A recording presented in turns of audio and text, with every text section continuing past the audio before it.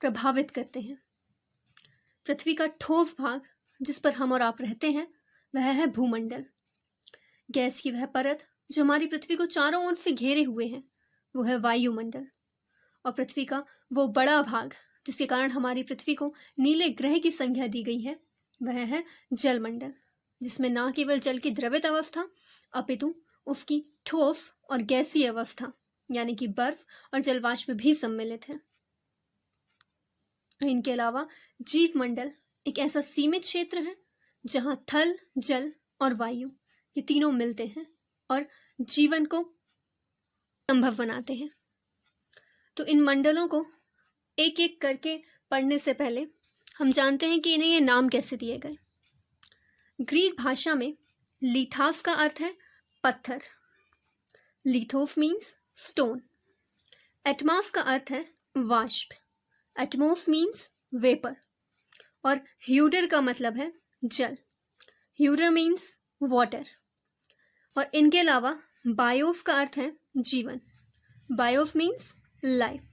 तो अब आप समझ सकते हैं कि लिथोस्फीयर, एटमॉस्फेयर और हाइड्रोस्फीयर जैसे ये शब्द इन्हीं ग्रीक भाषा के शब्दों से निर्मित हुए हैं। सबसे पहले हमें जो पढ़ना है वो है लिथोस्फीयर यानी कि भूमंडल। पृथ्वी के ठोस भाग को भूमंडल कहा जाता है। यह भूपर्पति की चट्टानों और मिट्टी की पतली परतों से निर्मित होता है। हम जानते हैं कि हमारी पृथ्वी विभिन्न परतों से मिलकर बनी है, जिसमें सबसे ऊपरी ठोस परत का नाम है भूपर्पति। इसी को हम कहते हैं भूमंडल। हमारी पृथ्वी की सतह को हम दो भागों में बांटते हैं, जिसमें हम स्थलीय भूभागों को महाद्वीपों का नाम देते हैं और जलाशयों को महासागरों का। हम सभी को पता है कि हमारे 5 महासागर हैं और ये सभी महासागर आपस में एक दूसरे से जुड़े हुए होते हैं।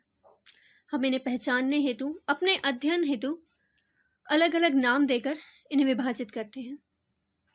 इसके बाद सवाल यह उठता है कि हम हमारे स्थलीय भागों में जो ऊंचाइयां मापते हैं उन्हें कैसे मापा जाता है, क्योंकि हम जानते हैं हमारी पृथ्वी की सतह तो एक समान है नहीं। तो इन्हें मापा जाता है समुद्री जल के तल से, जो कि सभी जगह एक समान होता है, जिसे शून्य माना जाता है। तो किसी भी स्थल की ऊंचाई समुद्र तल से मापी जाती है। जैसे कि विश्व का सबसे ऊंचा शिखर यानी कि माउंट एवरेस्ट समुद्र तल से 8,848 मीटर ऊंचा है। तो वहीं दूसरी ओर विश्व का सबसे गहरा भाग हमारे प्रशांत महासागर यानी कि पैसिफिक ओशन में मेरियाना गर्त, मेरियाना ट्रेंच है, जिसकी गहराई 1022 मीटर है। यहाँ पे हमारी एनसीईआरटी के साइट्स में ये कुछ बॉक्स दिए होते हैं, क्या आप जानते हैं? तो जो भी हमारे बेसिक कंटेंट से रिलेटेड होंगे उन बॉक्स को मैं यहाँ पर एक्सप्लेन करूँगी, लेकिन जो कुछ फैक्ट और फिगर से संबंधित हैं प्लीज़ आप उन पर नज़र डालिए। तो अब हम देखते हैं हमारे महाद्वीपों के बारे में। हम एक एक करके हमारे 7 महाद्वीपों का अध्ययन करेंगे। हम जानते हैं कि हमारे पृथ्वी पे 7 महाद्वीप हैं, जो है एशिया, यूरोप, अफ्रीका, उत्तर अमेरिका और दक्षिण अमेरिका, ऑस्ट्रेलिया और अंटार्कटिका। तो इन महाद्वीपों का एक एक करके हमें अध्ययन करना है। तो ये सुटेबल होगा कि हम इसे डायग्राम की मदद से समझें। चलिए, ये रहे हमारे 7 महाद्वीप।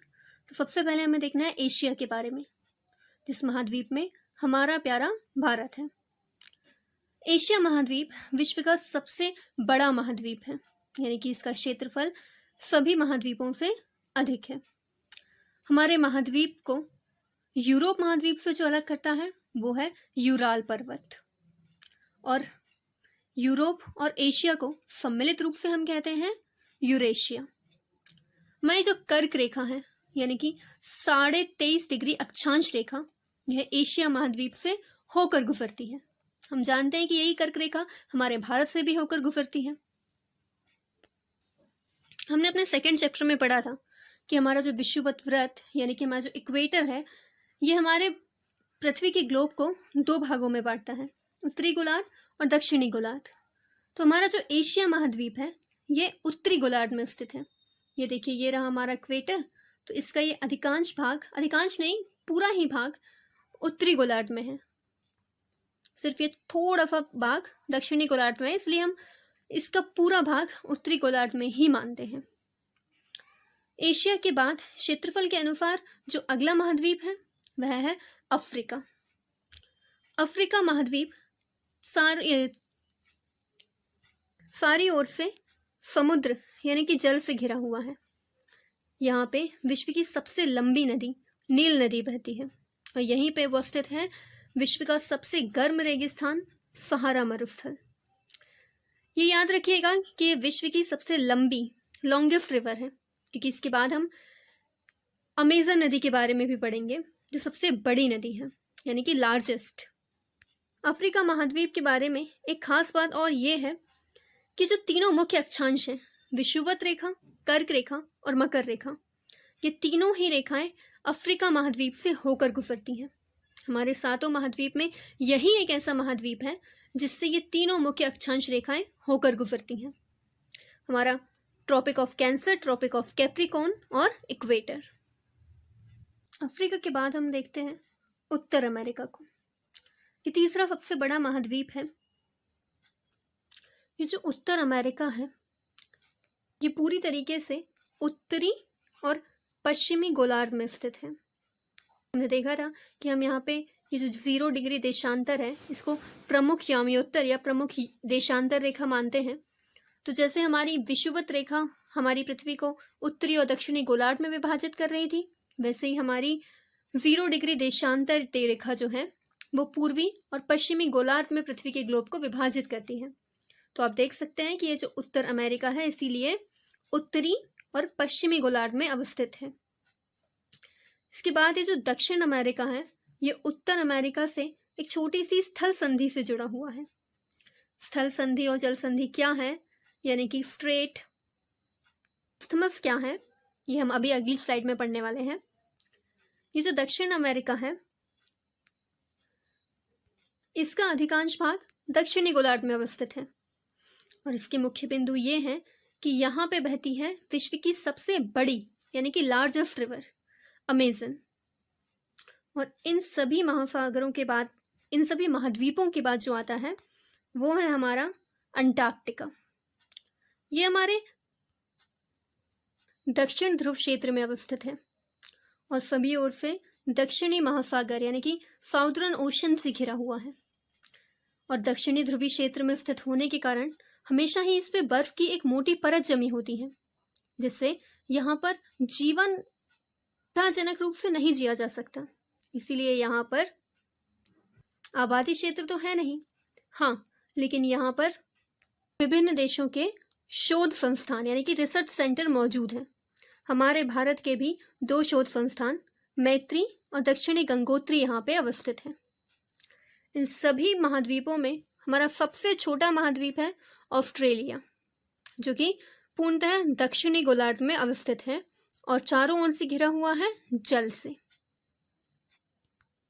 तो चलिए एक बार जल्दी से देख लेते हैं कि हमने इन महाद्वीपों के बारे में क्या पढ़ा। हमने सबसे पहले देखा एशिया महाद्वीप को जो लार्जेस्ट कॉन्टिनेंट था, उसके बाद देखा हमने अफ्रीका को जो सेकेंड लार्जेस्ट कॉन्टिनेंट था और जिससे तीनों मुख्य अक्षांश रेखाएं इक्वेटर, ट्रॉपिक ऑफ कैंसर और ट्रॉपिक ऑफ कैप्रिकॉर्न पास हो रही थी।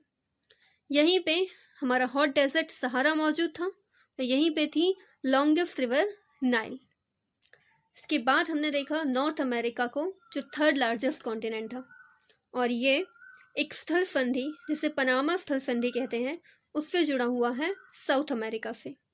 साउथ अमेरिका जहाँ पे विश्व की सबसे बड़ी नदी यानी कि लार्जेस्ट रिवर अमेजन बहती है। तो ये जो अमेजन नदी है ये विश्व की सबसे बड़ी नदी है और नील नदी विश्व की सबसे लंबी नदी। इसके बाद देखा हमने अंटार्कटिका को जो कि हमारे साउथ पोल में था, जहाँ पे मैत्री और दक्षिणी गंगोत्री नाम की 2 शोध संस्थान हैं जो भारत के हैं। हमने ये भी जाना कि एशिया और यूरोप इन दोनों के सम्मिलित रूप को ही यूरेशिया कहा जाता है। और फिर देखा हमने ऑस्ट्रेलिया के बारे में जो हमारा सबसे स्मॉलेस्ट कॉन्टिनेंट है और इसीलिए इसे द्वीप महाद्वीप भी कहते हैं, आइलैंड कॉन्टिनेंट। यहाँ पे भी मैंने एक छोटा सा चार्ट जैसा बना दिया है कि हमने अपनी 6th क्लास के एनसीईआरटी में 7 महाद्वीपों के बारे में किन किन पॉइंट्स को अभी पढ़ा। तो आप इसको भी एक बार पढ़ लीजिएगा।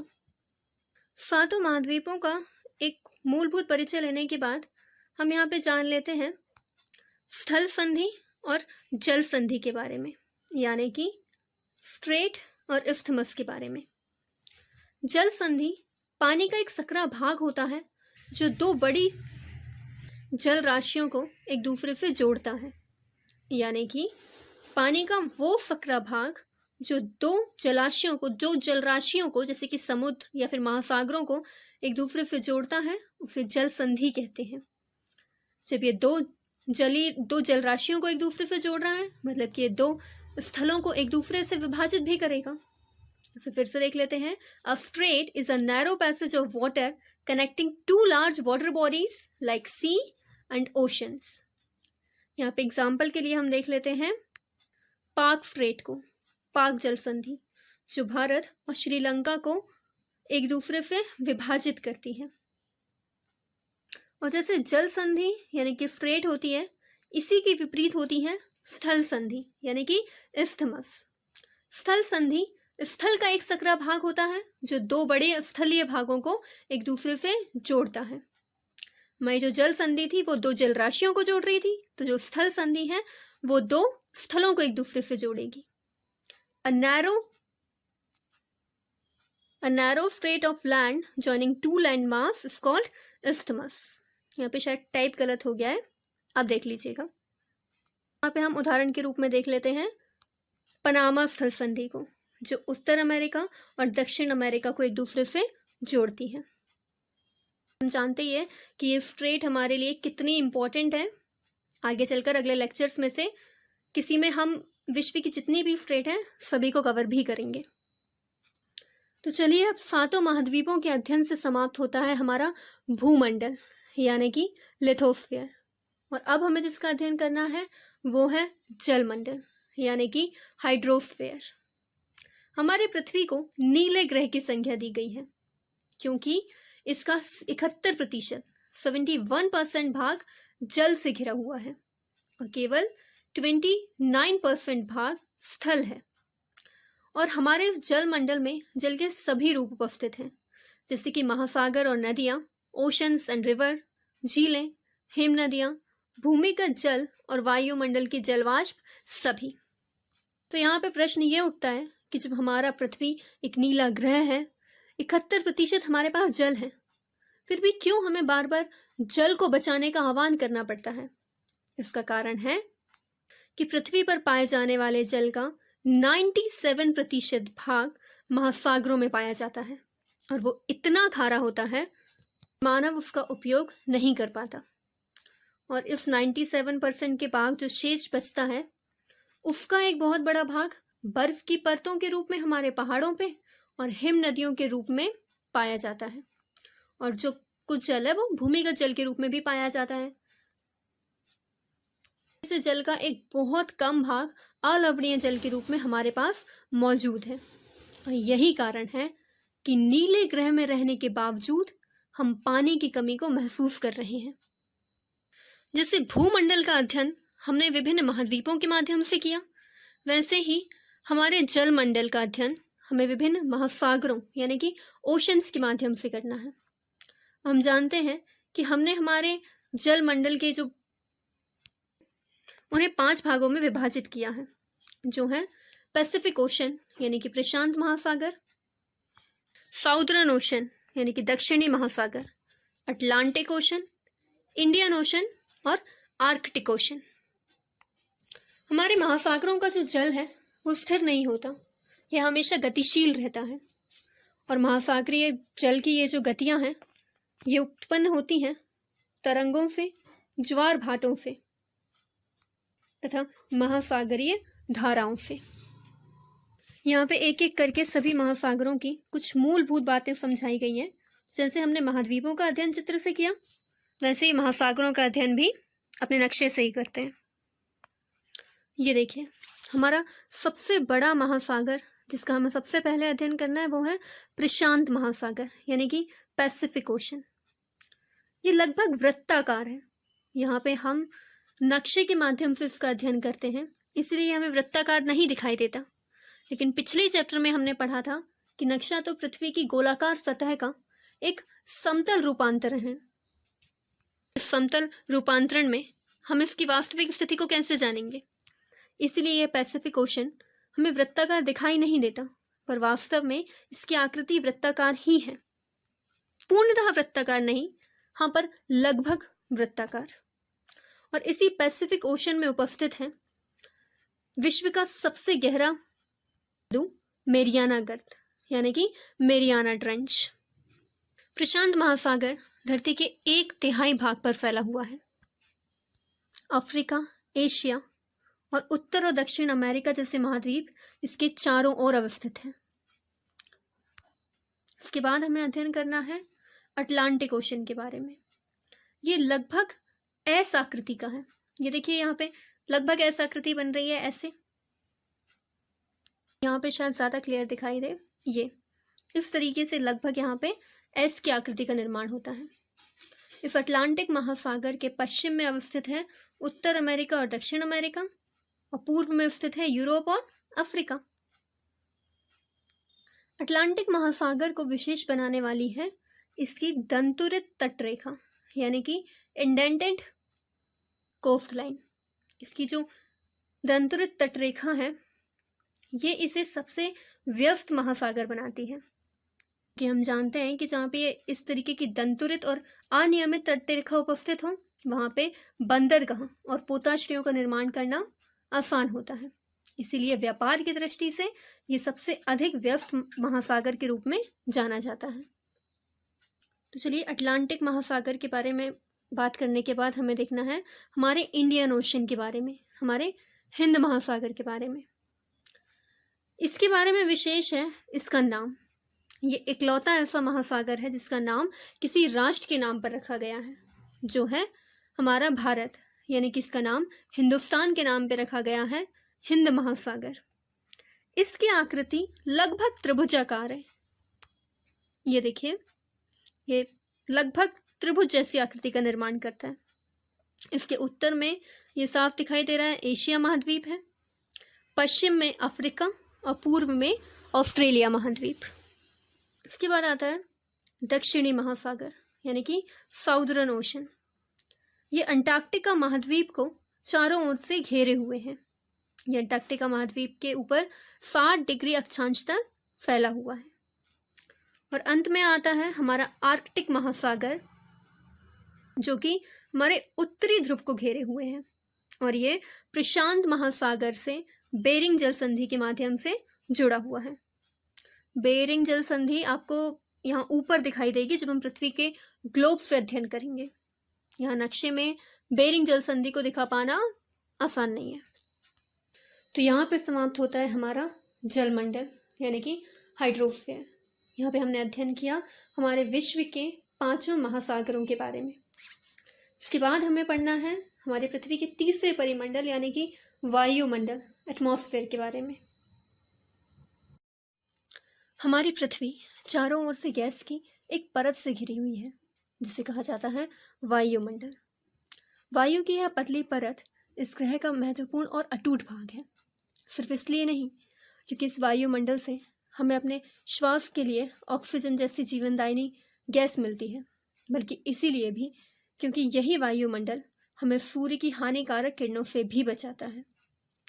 हमारा वायुमंडल पृथ्वी से 1600 किलोमीटर की ऊंचाई तक फैला है और इसके 5 परतों में विभाजित किया गया है, जो है क्षोभ मंडल, समताप मंडल, मध्य मंडल, आयन मंडल और बहिर्मंडल, यानी कि ट्रोपोस्फेयर, स्ट्रेटोस्फेयर, मीजोस्फेयर, थर्मोस्फेयर और एक्सोस्फेयर। अब एक एक करके वायुमंडल की इन परतों का एक ओवरव्यू लेते हैं। सबसे पहली परत है क्षोभ मंडल, यानी कि ट्रोपोस्फेयर। यह पृथ्वी की सबसे नज़दीक परत और वायुमंडल की सबसे निचली परत है। इसमें हम जैसे जैसे ऊपर जाते हैं वैसे वैसे तापमान घटता जाता है और सबसे अधिक मौसमी क्रियाएं क्षोभ मंडल में ही होती हैं, यानी कि वेदर रिलेटेड सभी इवेंट क्षोभ मंडल में ही घटित होते हैं। क्षोभ मंडल से ऊपर आता है समताप मंडल यानी कि स्ट्रेटोस्फेयर। यहाँ पे क्षोभ मंडल की तरह ऊपर जाते वक्त तापमान नहीं घटता और समताप मंडल की सबसे महत्वपूर्ण बात है इसमें पाई जाने वाली ओजोन लेयर। वो ओजोन परत जो हमें सूर्य की हानिकारक किरणों से बचाती है वह वायुमंडल के समताप मंडल में ही पाई जाती है। और इसके अलावा जो हमारे एरोप्लेन, जेट प्लेन है वो सब भी समताप मंडल की निचली क्षेत्र में ही उड़ान भरते हैं, क्योंकि समताप मंडल का जो निचला क्षेत्र है वही उन्हें उड़ान भरने के लिए अनुकूल परिस्थितियां प्रदान करता है। समताप मंडल के ऊपर आता है मध्य मंडल यानी कि मीजोस्फीयर। यह समताप मंडल की ऊपरी और आयन मंडल की निचली परत है। मध्य मंडल में जो महत्वपूर्ण बात है वो ये कि सौर मंडल से आने वाले जो उल्का होते हैं वे मध्य मंडल में ही राख में परिवर्तित होते हैं। अब ये उल्का पिंड क्या होते हैं ये हमने लेसन 1 में डिस्कस किया था। तो अगर आपने चैप्टर 1 देखा है तो आपको पता होगा कि उल्का पिंड कहते किसे हैं। तो ये मैं नहीं, आप कमेंट में बताइएगा कि उल्का पिंड क्या होते हैं। मध्य मंडल यानी कि मीजोस्फीयर के ऊपर जो मंडल है वह है आयन मंडल, जिसे हम कहते हैं थर्मोस्फीयर। ये लेयर बहुत गर्म होती है।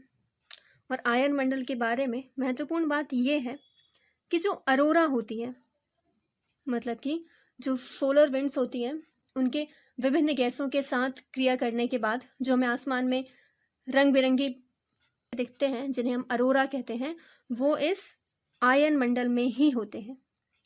तो अरोरा क्या होते हैं ये हम बाद में और ब्रीफली भी डिस्कस करेंगे, लेकिन हमारे लिए यहाँ पे ये जानना ज़रूरी था कि आयन मंडल में ही अरोरा दिखाई देते हैं। अब हमारा जो उत्तरी गोलार्ध और दक्षिणी गोलार्ध है उनमें हम जो अरोरा हैं उनको अलग अलग नामों से जानते हैं। तो उन दोनों अरोरास के नाम आप कमेंट में लिख कर बताएंगे। आयन मंडल के ऊपर हमारे वायुमंडल की अंतिम परत बहिर्मंडल आती है। जैसे कि नाम से ये स्पष्ट है, ये हमारे वायुमंडल के सबसे बाहर की परत है, इसीलिए इसका नाम बहिर्मंडल है। तो यहाँ पे ही गैसों की अधिकता होगी जो सबसे हल्की होंगी। इसका मतलब यहाँ पे हीलियम और हाइड्रोजन जैसी गैसों की अधिकता है। तो यहाँ पे हमने कवर कर लिया है हमारा वायु की विभिन्न परतों के बारे में। हमारा वायुमंडल विभिन्न गैसों का मिश्रण है, लेकिन वो गैसें जो सबसे अधिक मात्रा में वो हैं ऑक्सीजन और नाइट्रोजन। हमारे वायुमंडल में 78% नाइट्रोजन है और 21% ऑक्सीजन, और इसके अलावा केवल 1% भाग में और इस शेष बचे हुए 1% में ही कार्बन डाइऑक्साइड और आर्गन जैसी आदि गैसें आती हैं।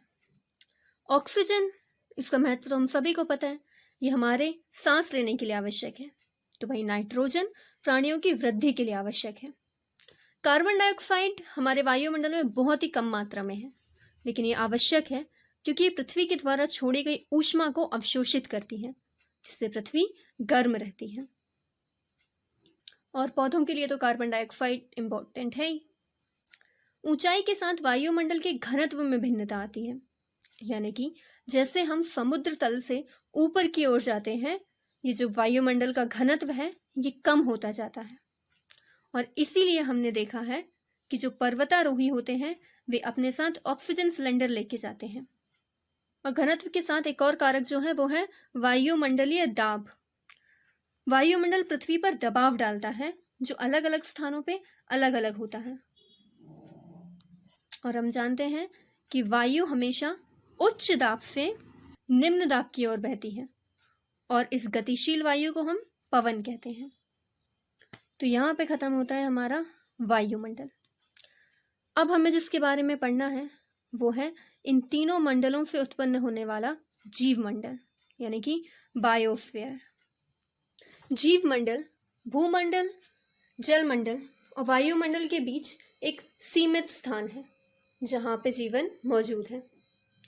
यहाँ पे जीवों की अनेकों प्रजातियां पाई जाती हैं, जहाँ पे बैक्टीरिया जैसे सूक्ष्म जीवों से लेकर बड़े बड़े स्तनधारी तक होते हैं। और हम मनुष्यों सहित अन्य सभी प्राणी जीवित रहने के लिए एक दूसरे से तथा जीवमंडल से जुड़े हुए हैं।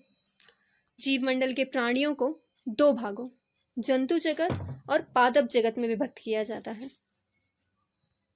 पृथ्वी के तीनों मंडल पारस्परिक क्रिया करते हैं और एक दूसरे को प्रभावित भी करते हैं।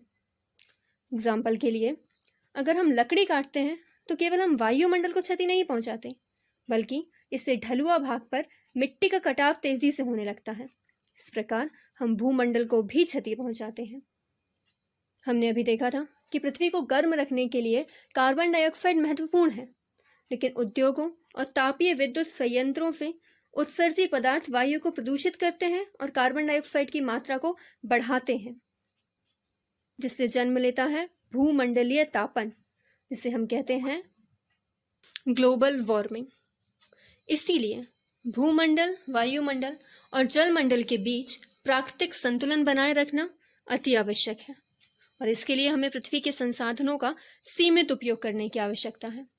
जैसा कि कहा भी जाता है कि पृथ्वी पर इतने संसाधन प्रचुर मात्रा में उपस्थित हैं कि वे पृथ्वी पर हर मानव की आवश्यकता को पूरी कर सके, लेकिन मानव की इच्छा इसे पूरा करने के लिए संसाधनों का प्रचुर मात्रा में उपस्थित होना असंभव है।